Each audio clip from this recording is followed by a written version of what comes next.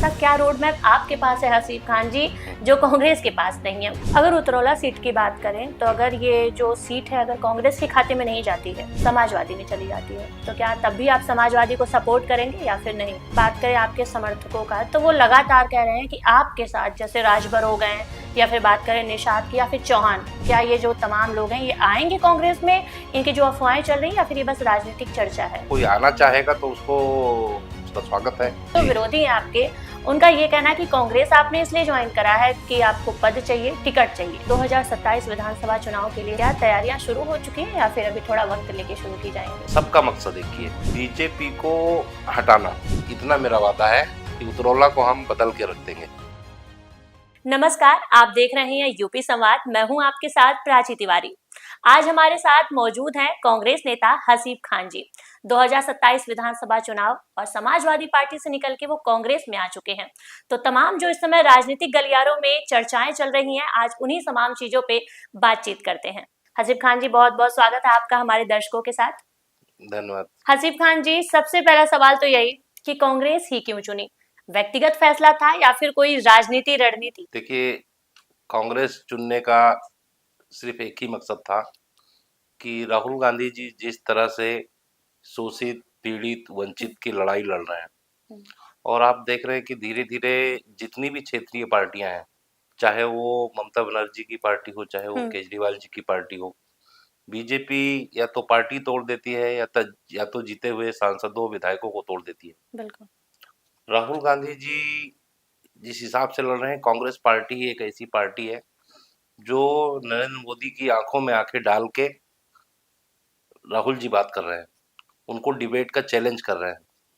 और आने वाले दिनों में राहुल गांधी जी ही ऐसे नेता हैं देश के जो गरीबों, पिछड़ों, शोषित, वंचित, अल्पसंख्यकों की लड़ाई लड़ रहे हैं और होने वाले भविष्य के प्रधानमंत्री हैं। आपके राजनीतिक सफर की अगर बात करें तो 2021 से आप राजनीति में आए हैं। जनवादी पार्टी के साथ भी आपने तमाम कार्य किया है और अब कांग्रेस के साथ आगे बढ़ रहे हैं। तो ये राजनीति परिपक्वता माने या फिर बार बार जो राजनीति में या फिर पार्टी छोड़ने का जो सिलसिला है वो? देखिए, राजनीति में मेरा आने का मकसद था लोगों के लिए काम करना, जो लोगों के लिए कुछ कर सके। समाजवादी पार्टी में रह के भी मैंने जो हो सका मुझसे वो मैंने काम किया। हमने 6 महीने काम करने के बाद हमको राष्ट्रीय अध्यक्ष जी ने मेरे काम को देखते हुए मुझे टिकट दिया, और अब तो मैं 5 साल लगातार क्षेत्र में काम कर चुका हूँ। और जिस तरीके से शोषित, वंचित की लड़ाई राहुल गांधी जी लड़ रहे हैं, ऐसे में उनके साथ खड़ा होना बहुत ही जरूरी है, ताकि वो मजबूत होंगे तो ही भारतीय जनता पार्टी को सत्ता से हटा सकते हैं। अच्छा, अगर हम आपकी बात करें तो आप कई बार दावा कर चुके हैं कि जनवादी पार्टी को आपने पूर्वांचल की जो 3 सीटें थी उस दिलाई थी। अगर इसमें सत्यता थी और ये सच्चाई है तो फिर वो पार्टी छोड़ने का कारण क्या हो सकता है? मतलब जब इतनी उसमें आपकी पकड़ थी तो? जनवादी पार्टी को गठबंधन में सीटें जो मिली, राष्ट्रीय अध्यक्ष अखिलेश यादव जी समाजवादी पार्टी और संजय चौहान जो उसके राष्ट्रीय अध्यक्ष थे, दोनों पार्टियों का जो अलायंस था पहले, वो इन शर्तों पे था कि कोई भी सीट नहीं मांगेंगे। लेकिन जब मैंने काम करना शुरू किया और सिर्फ 6 महीने में मैंने इतना काम किया कि पूरे पूर्वांचल में जनवादी पार्टी को जो लोग नहीं जानते थे वो जानने लगे। तो यहाँ तक कि राष्ट्रीय अध्यक्ष जी ने जनवादी पार्टी को, संजय चौहान को पूछ के कि अपने समाज के किन लोगों को लड़ाना चाहते हो, उन्होंने सीटें दी। तो सीटें हमने अपने बलबूते, अपने मेहनत पे लिया। कोई कहता है पैसा देके ये कर लिए, वो पैसा देने वाले बहुत लोग हैं, लेकिन हमने जो वो सीटें 3 ली थी, जनवादी पार्टी ने लिया था, वो काम के बिहाफ पे लिया था, ना कि पैसा देके। इतना काम हमने कर दिया था कि पूरे पूर्वांचल में जनवादी पार्टी को कोई जानता नहीं था, और जनवादी पार्टी का ऐसा माहौल खड़ा हुआ कि राष्ट्रीय अध्यक्ष अखिलेश यादव जी ने बुला के संजय चौहान को 3 सीटें दी। तो हमने जो कुछ भी लिया है अपनी मेहनत से लिया है। अच्छा, बात करें आपके समर्थकों का तो वो लगातार कह रहे हैं कि आपके साथ, जैसे राजभर हो गए या फिर बात करें निषाद की या फिर चौहान, तमाम राजनीतिक जो सामाजिक वर्ग है वो भी है और छोटे राजनीतिक दल है, तो क्या अभी आप कांग्रेस में शिफ्ट हो चुके हैं, तो क्या ये जो तमाम लोग हैं ये आएंगे कांग्रेस में, इनकी जो अफवाहें चल रही हैं, या फिर ये बस राजनीतिक चर्चा है? देखिए, बहुत से छोटे दल ऐसे हैं जो जनवादी पार्टी को जब 3 सीटें मिली समाजवादी पार्टी हम्म। के अलायंस में, उसके बाद से बहुत से छोटे दल मेरे संपर्क में थे कि हम भी काम करना चाहते हैं, हम भी सामाजिक न्याय के मुद्दे पे काम कर रहे हैं, हम भी बिल्कुल। अल्पसंख्यक शोषित पीड़ित समाज के लिए लड़ाई लड़ रहे हैं, परंतु उनका जो जनाधार है वो, जो पार्टियां हैं वो छोटी थी, हम्म। मतलब एक जिले लेवल की पार्टियां थी। तो उनको एक प्लेटफॉर्म चाहिए था कि किसी बड़ी पार्टी के साथ मिलके ही वो आगे बढ़ सकते हैं। बिल्कुल। ऐसे में अगर कोई आना चाहेगा तो उसको, उसका स्वागत है, हम्म। और सब मिलके समाजवादी पार्टी और इंडिया कांग्रेस अलायंस में है, और लोग आएंगे, इसमें जुड़ेंगे, और सब मिलके ही भारतीय जनता पार्टी को हटा सकते हैं। अच्छा, तो ये तमाम रणनीतियां मतलब अभी हाँ, तैयार हो रही हैं 2027 विधानसभा चुनाव के लिए। अब अगर बात करें तो दिल्ली में आपकी बैठक हुई थी, कांग्रेस अध्यक्ष बात करें मल्लिकार्जुन खड़गे के साथ, जी। तो उसके बारे में जरा बताइए कि क्या कुछ चर्चा हुई, क्या आपको कुछ भरोसा दिलाया गया या फिर कुछ जिम्मेदारियां सौंपी गई, थोड़ा उसके बारे में। देखिए, खड़गे जी से मुलाकात हुई, हम्म। और तमाम शीर्ष नेताओं नेताओं से मुलाकात हुई। सभी का ये कहना है कि किसी तरीके से बीजेपी को हटाना हम्म। सबका मकसद एक ही है। हम्म। समाजवादी पार्टी के राष्ट्रीय अध्यक्ष अखिलेश यादव जी की यही मर्जी है, हम्म। राहुल गांधी जी भी यही चाहते हैं, हम्म। और समाज भी यही चाहता है। जितने शोषित पीड़ित वंचित हम्म। समाज, अल्पसंख्यक समाज के लोग हैं, सबको ये है, उम्मीदें हैं कि इंडिया अलायंस ही जो है वो भारतीय जनता पार्टी को हटाएगी, और उसी पे चर्चा हुई कि इंडिया अलायंस को और कैसे मजबूत किया जाए। अच्छा, आपने कहा कि सभी वर्ग चाहते हैं, सभी पार्टियां चाहती हैं और सभी मिलके बीजेपी को हटाएंगे। तो हम एक सवाल इसी पे उठाना चाहते हैं कि मतलब ऐसा क्या, मतलब आपको बीजेपी में ऐसी कौन सी खामियां चल रही हैं जिससे आपको लग रहा है कि सामाजिक वर्ग भी खुश नहीं है, सभी पार्टियां भी खुश नहीं है, कई सारे गठबंधन बने लेकिन अभी भी बीजेपी टिकी हुई दिख रही है, तो क्या, एक बताइए कुछ खामियां जिसपे आप लोग काम करेंगे आगे जाके कि बीजेपी को हटाए। देखिए, बीजेपी ने जितना भी वादा किया था, हम्म। बीजेपी ने कहा था, आप लोग को याद होगा कि पेट्रोल 50 रुपए, हाँ बिल्कुल। तो 50 में तो खैर हुआ, लेकिन आधा लीटर हुआ। हाँ। उन्होंने कहा था कि हर साल 2 करोड़ रोजगार देंगे। हम्म। किसको रोजगार मिला? किसी को मिला हो तो बताइए। आज सब सड़कों पे स्टूडेंट घूम रहे हैं, जितने पेपर हुए अभी तक हाँ। सब लीक हो रहे हैं। अभी अयोध्या में चंदा चोरी का मामला चल रहा है। तो आप बताइए कि इन्होंने जो जो कहा था कि, मतलब हम देश को सबके खाते में 15 करोड़ दे देंगे, ये कर देंगे, वो कर देंगे। आज स्टूडेंट सबसे ज्यादा नाराज है। जो युवा वर्ग है सबसे ज्यादा नाराज अगर कोई है तो स्टूडेंट है। वो छात्र हैं तैयारी बिल्कुल। करता है, और बाद में पता लगता है कि पेपर लीक हो गया। तो कितने स्टूडेंट तो आत्महत्या कर चुके हैं, किसान परेशान है। तो हर कोई तो त्रस्त है। क्या अच्छाइयाँ हैं? सिर्फ हिंदू मुस्लिम करना बीजेपी का काम है, बाकी तो हमको कोई काम नजर नहीं आ रहा है। आपके जो विरोधी हैं इस समय, क्योंकि हाँ, आपने अभी सपा की तरफ से आप हटे और आपने कांग्रेस ज्वाइन किया, तो जो जी। विरोधी हैं आपके, उनका ये कहना है कि कांग्रेस आपने इसलिए ज्वाइन करा है कि आपको पद चाहिए, टिकट चाहिए। देखिए, टिकट हम्म। जो है बहुत छोटी सी चीज है। हम्म। आपने तमाम सर्वे में देखा होगा, मेरा नाम आ रहा था। हाँ, उत्तराखंड से। ठीक है, और मैं फिर कहता हूँ कि जब जनवादी पार्टी और समाजवादी पार्टी का अलायंस था, तो उस अलायंस में ये डिक्लेयर था कि टिकट हम्म। हम नहीं मांगेंगे। हम्म। लेकिन हमने अपने काम के बलबूते पे, 6 महीने के काम पे हमने 3 सीटें लिया, हम्म। और उसके बाद में लगातार मैं 5 सालों से काम कर रहा हूँ। तो टिकट मेरे लिए कोई मायने नहीं रखता है। टिकट तो मिलना ही मिलना है। टिकट के लिए क्या होता है, जब अपने बच्चे का कोई एडमिशन या हम्म। किसी कंपनी में कोई जॉब के लिए जाता है, तो कंपनी का एक रूल होता है कि ये एजुकेशन होना चाहिए, हम्म। उसमें फिट बैठना चाहिए, उसके काम का एक्सपीरियंस होना चाहिए, उसमें भी फिट बैठे, उसके बाद में उसने जहाँ काम किया हो ईमानदारी से किया हो, हम्म। तो वो वैकेंसी होती है, उसको ले लेते। वैसे ही पार्टियों में पार्टियां भी देखती हैं कि जी। जिस प्रत्याशी को हम चुनाव लड़ाने जा रहे हैं, उसका समाज में कैसा व्यवहार है, बिल्कुल। समाज में कितना मिलनसार है, लोगों के सुख दुख में रहता है कि नहीं रहता है, उसकी छवि कैसी है। ऐसा तो नहीं कि पावर और सत्ता के नशे में लोगों पर शोर है, मुकदमे दर्ज बिल्कुल। करे या शोषण कर रहा हो, जमीन हम्म। कब्जा कर रहा हो, यही चीजें देखती है और इसी चीजों पे जनता वोट करती है। हम्म। तो मैंने 5 साल जो काम किया है, तो मेरा तो एलिजिबिलिटी हर पार्टी में बैठती, कौन टिकट मुझे नहीं देगा। अच्छा। टिकट कोई मायने नहीं रखता है। टिकट तो हमने तब ले लिया जब राजनीति में बिल्कुल नए थे, 6 महीने काम करके। अब तो उसके बाद में अब तो हमको पूरा पूर्वांचल जानता है, लगभग लगभग उत्तर प्रदेश जानता है। तो टिकट का कोई मसला नहीं है, हम पूर्व विधायक नहीं, पूर्व मंत्री के सीट से भी टिकट लेने में, क्योंकि काम पे हम भरोसा करते हैं, हम अपने काम पे भरोसा करते हैं।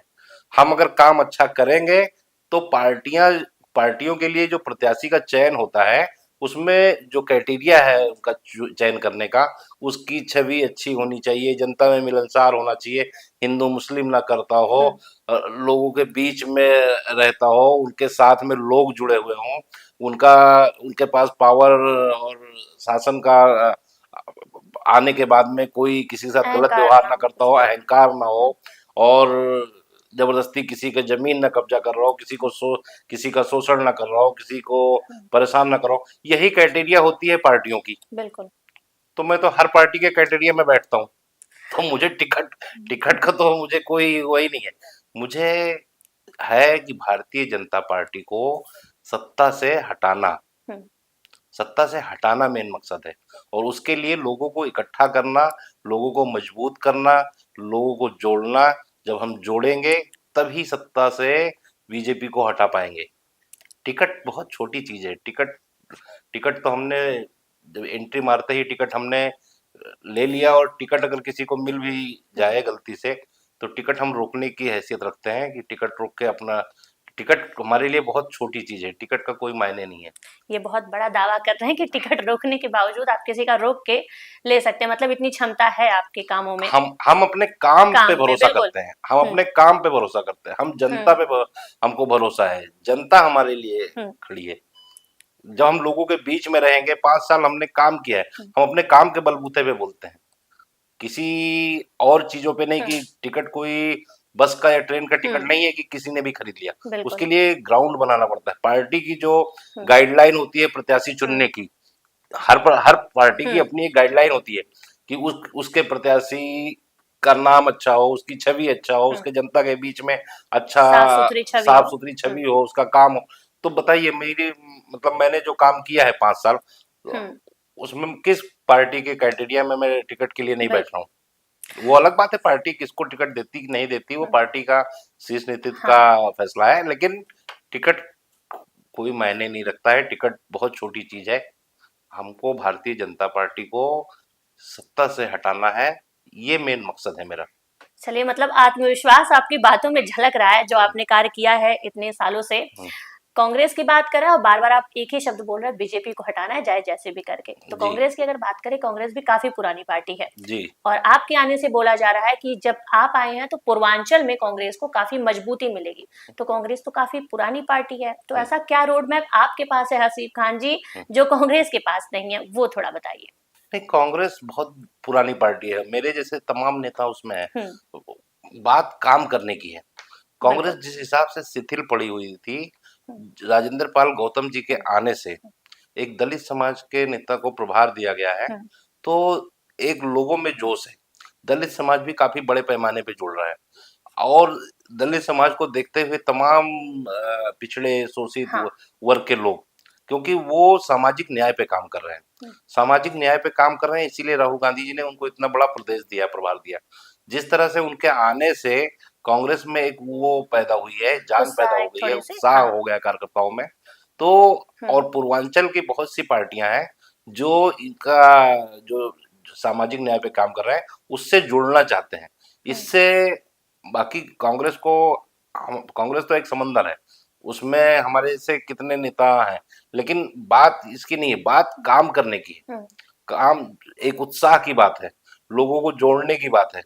वो जो पार्टी जिम्मेदारी देगी, उसमें मैं पूरी तरह से ईमानदारी से पार्टी को मजबूत करने के लिए दिन रात एक कर दूंगा। आपके साथ तमाम सामाजिक वर्ग हैं, कई सारे वर्गों के लोग जुटे हुए हैं, मतलब जुड़े हुए हैं आपसे। हम्म, तो अब आप कांग्रेस में आए हैं, क्या लगता है कांग्रेस उस चीज को जस्टिफाई कर पाएगी? मतलब उनका जो समर्थन है या फिर उनको जो है भरोसा उनका जीत पाएगी?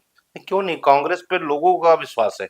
हम्म। कांग्रेस ऐसी पार्टी है कि लोग उस पे अब विश्वास कर रहे हैं। बिल्कुल। राहुल जी के नेतृत्व में 2024 में उत्तर प्रदेश ने दिखाया कि किस तरीके से संविधान बचाने का काम राहुल जी ने किया, और लोग उनसे काफी उम्मीदें लगाए बैठे हैं। एक देश में एक वही राहुल गांधी ऐसे नेता है जो मोदी जी का नाम लेके खुला चैलेंज करते हैं, बिल्कुल। उनको डिबेट करने के लिए चैलेंज करते हैं कि बैठो मेरे सामने, 15 मिनट मेरे सामने डिबेट कर लो। नहीं कर पा रहे हैं। आज तक मोदी ने एक भी प्रेस कॉन्फ्रेंस नहीं किया।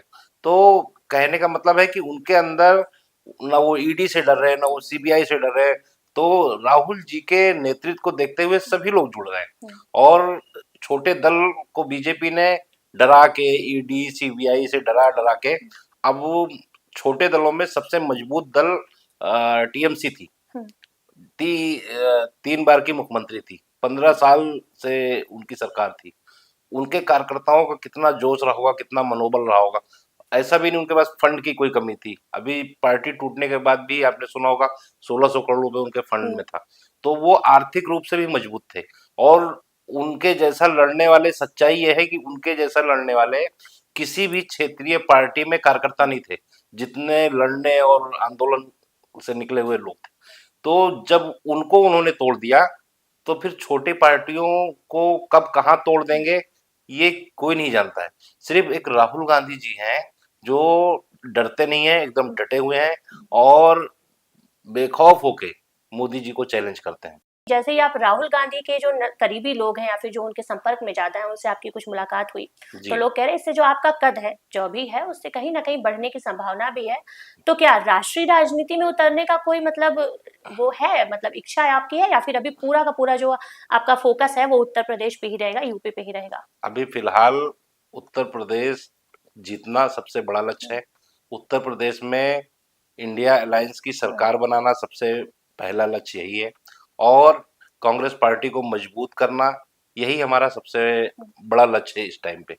जिसको कांग्रेस पार्टी को मजबूत करना, और उत्तर प्रदेश में 2027 में इंडिया अलायंस की सरकार बनाना, यही हमारा सबसे बड़ा लक्ष्य है। अभी इसके आगे अभी वो शीर्ष नेतृत्व फैसला करेगा हमको क्या करना है, क्या जिम्मेदारी देना है, वो तो मैं नहीं कह सकता। लेकिन अभी फिलहाल हमारा सबसे बड़ा जो टारगेट है 2027 में उत्तर प्रदेश में इंडिया अलायंस की सरकार बनाना। मतलब अभी पूरा फोकस उत्तर प्रदेश पे है। जी।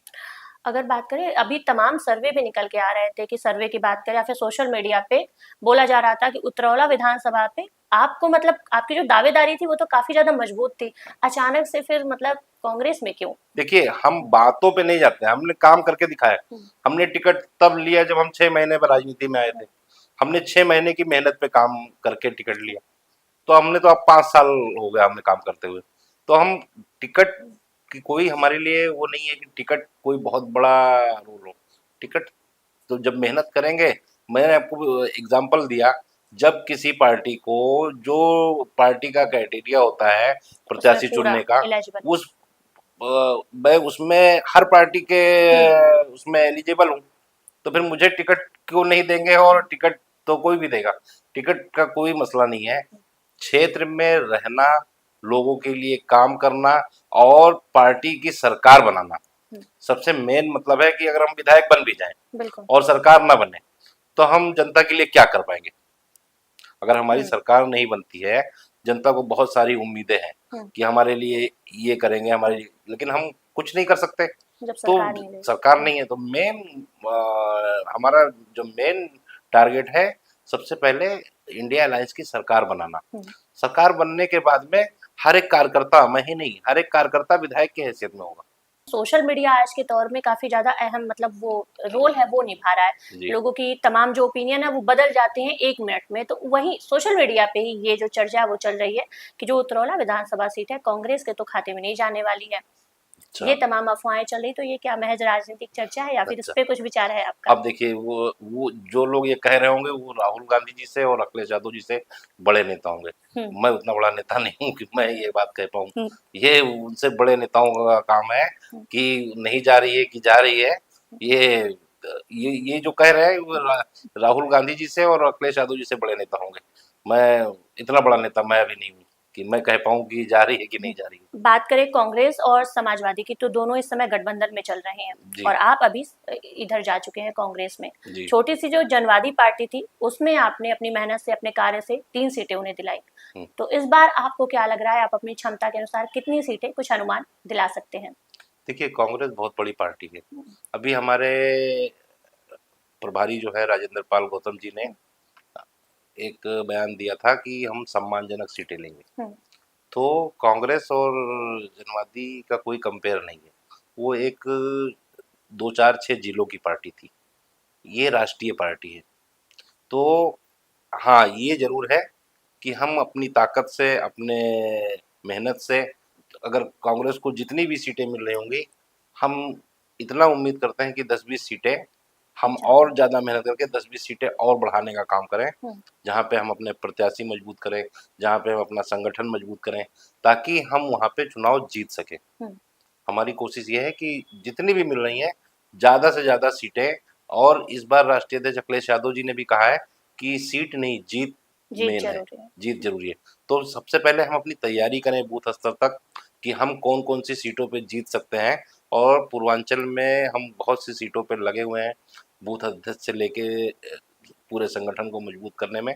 और कोशिश हमारी यह है कि पूर्वांचल में ज़्यादा से ज़्यादा सीटें हम जीत के आएँ। अच्छा, 2027 विधानसभा चुनाव के लिए तो क्या तैयारियां शुरू हो चुकी हैं या फिर अभी थोड़ा वक्त लेके शुरू की जाएंगे? तैयारी 2022 से ही शुरू कर रहे हैं। चुनाव में हारने के बाद में, हम्म, चुनाव हारने के बाद लोग घर बैठ जाते हैं हम्म, और फिर जब चुनाव आता है 5 साल के बाद में तब निकलते हैं। चुनाव हारने के बाद मैं कभी घर नहीं बैठा। बिल्कुल। चुनाव हारने के बाद मैं हमेशा क्षेत्र में लगा रहा। और जो मुझे कॉन्फिडेंट है, मुझे इसी बात का कॉन्फिडेंट है कि मैंने अपने क्षेत्र में काम किया है और वहाँ की जनता ने मुझे अच्छी तरह से जानती है कि चुनाव हारने के बाद, चुनाव के टाइम, इस टाइम तो तमाम नेता निकलेंगे, हम्म, लेकिन चुनाव हारने के बाद भी चाहे बाढ़ राहत जब जो पहुंचाना कार्य, हो सामाजिक उस कार्य। समय मैं खड़ा रहा, चाहे दिवाली हो, हम्म, होली हो, रमजान हो, हर अवसर पे मैं हमेशा खड़ा रहा हूँ। तो जनता ने 5 साल देखा है मेरे काम को, तो डरते वो हैं जिनकी तैयारी नहीं होती है। बिल्कुल। हम 27 में कराएं या 26 में ही करा दें चुनाव, कोई दिक्कत नहीं है। मतलब पूरी तैयारियां हैं आपकी। पूरी तैयारी है और इंशाल्लाह जीत के भी आएंगे इस बार, और पूरी तैयारी है। 2017 चुनाव की बात करें तो 2017 में कांग्रेस उतरौला से लड़ी नहीं थी, जी लेकिन फिर भी समाजवादी को 56 प्लस वोट मिले थे। जी। और उसके बाद 2022 की बात करें तो कांग्रेस ने चुनाव वहां से उतरौला से लड़ा था, तो 12,000 प्लस कुछ उनको वहां पे जो वोट थे वो पड़े थे। और समाजवादी को आप जब लड़े थे 2022 में तो 65 प्लस मिले थे उसके। तो अब इस बार लड़ाई आप लड़ने वाले हैं, उसके बारे में कुछ बताइए। 2017 में समाजवादी पार्टी को 56,000 वोट मिले थे। हाँ। उस टाइम पे कांग्रेस वहां नहीं लड़ी थी। हम्म। और 2022 में अगर कांग्रेस ना लड़ी होती तो हाँ। लगभग लगभग 80,000 वोट हमारा होता। हाँ। तो हार जीत का मार्जिन बहुत ही कम हम्म, होता।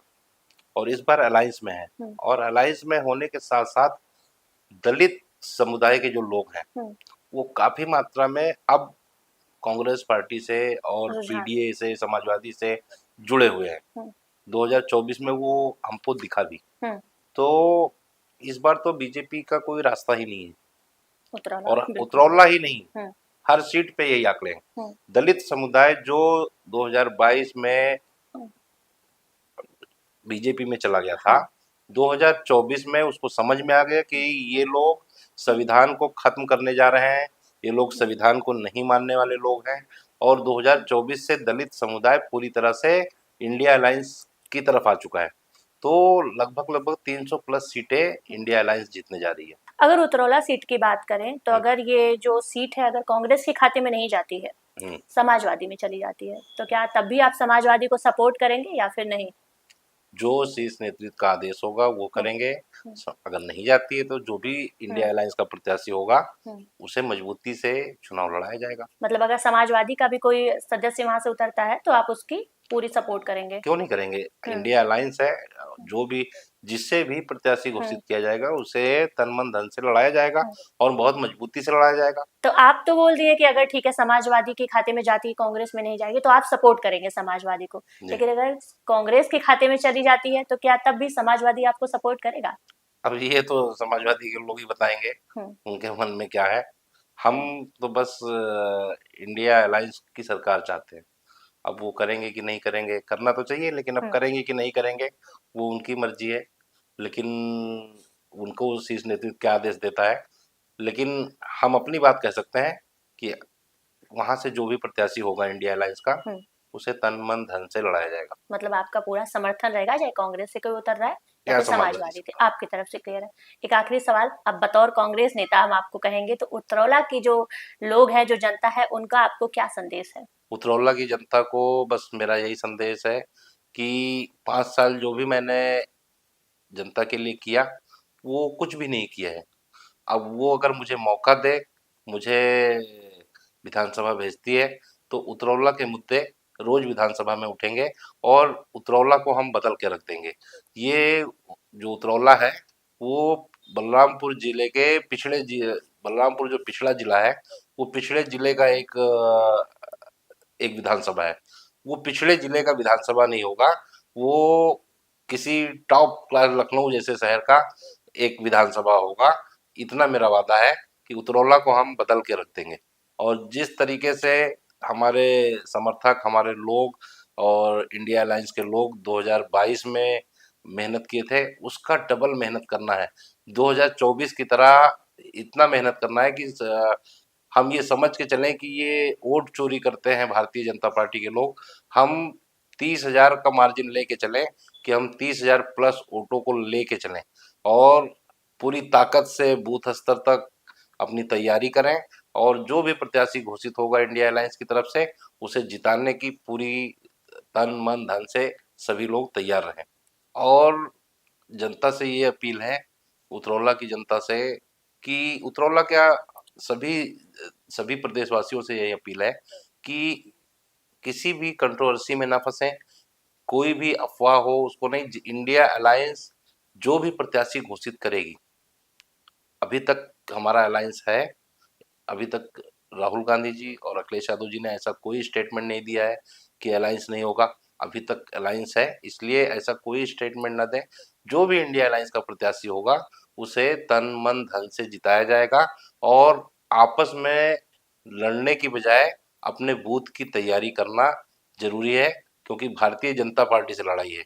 लड़ाई किसी छोटे मोटे दल से नहीं है, बहुत बड़े दल से लड़ाई है, जो वोट चोरी भी करते हैं, बेईमानी भी करते हैं, सब नाम कटाते हैं, जबरदस्ती करते हैं। तो उस पे ध्यान दीजिए, ना कि इंडिया अलायंस के लोग आपस में लड़ें कि कौन सी सीटें किसको जाएगी, कौन सी सीटें किसको नहीं जाएंगी, ये उनको मिलेगा, ये जीतेंगे, ये हारेंगे। इस पे ना फंस के ये फैसला शीर्ष नेतृत्व को ही करने दें, राष्ट्रीय अध्यक्ष अखिलेश यादव जी को और हमारे नेता प्रतिपक्ष श्री राहुल गांधी जी के ऊपर भरोसा रखें। ये लोग जो फैसला लेंगे वो समाज के लिए बेहतर होगा। एक आखिरी सवाल, कि जो लोग आपको कह रहे हैं कि आप अवसरवादी हैं या फिर स्वार्थी हैं या फिर सत्ता की राजनीति करते हैं, उनके लिए कुछ जवाब।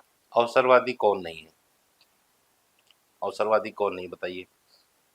30 साल पहले जितने कह रहे हैं, सभी के दादा कांग्रेसी थे। फिर कांग्रेस की यहाँ सरकार नहीं आई, समाजवादी पार्टी मजबूती से खड़ी हुई, समाजवादी के साथ चले गए। फिर बीच में बीएसपी का जो दौर आया, बीएसपी में लोग चले गए, तो अब कांग्रेस का दौर आया है, तो अब कांग्रेस में लोग जा रहे हैं धीरे धीरे। तो अवसरवादी कौन है? हाँ, ये है कि हम बीजेपी की जो मानसिकता है हिंदू मुस्लिम करने की, उसके खिलाफ है। हम सेकुलर पॉलिटिक्स कर रहे हैं और समाजवादी और कांग्रेस, ये दोनों एक ही हैं, छोटे भाई बड़े भाई की तरह हैं। तो अवसरवादी कब कहा जाता है? जब एक घर से दूसरे घर चले जाओ। भाइयों में तो भाइयों के घर आना जाना तो लगा रहता है। कोई समाजवादी और राष्ट्रीय अध्यक्ष जी ने कभी अखिलेश यादव जी ने कभी राहुल गांधी को कुछ कहा, राहुल गांधी जी ने कभी अखिलेश यादव को कुछ कहा? दोनों मिलकर चुनाव लड़े हैं और अभी इंडिया अलायंस हमारा है। और अब छोटे नेताओं का क्या है, वो कहते रहते हैं, दोनों पार्टियां लगभग एक हैं, एक बड़ा भाई एक छोटा भाई, बस इतना ही फर्क है कि बड़े भाई के घर से छोटे भाई के घर से बड़े भाई के घर आ गए हैं। बाकी काम हमारा एक ही है, दोनों मकसद एक ही है। समाजवादी पार्टी और इंडिया अलायंस कांग्रेस पार्टी मिलके इंडिया अलायंस सरकार बनाने जा रही है 2027 में। और पूर्ण बहुमत से सरकार बनाने जा रही है। बहुत बहुत धन्यवाद हसीब खान जी हमारे दर्शकों तक जुड़ने के लिए। और ये जो तमाम आप जब कांग्रेस ज्वाइन किए तो तमाम जो चर्चाएं चल रही थी 2027 के चुनाव पे, क्या कुछ प्लानिंग होने वाली है, और आपने अपने कार्यों के बारे में बात की, हमारे दर्शकों तक साझा किया। बहुत बहुत धन्यवाद। बहुत बहुत शुक्रिया।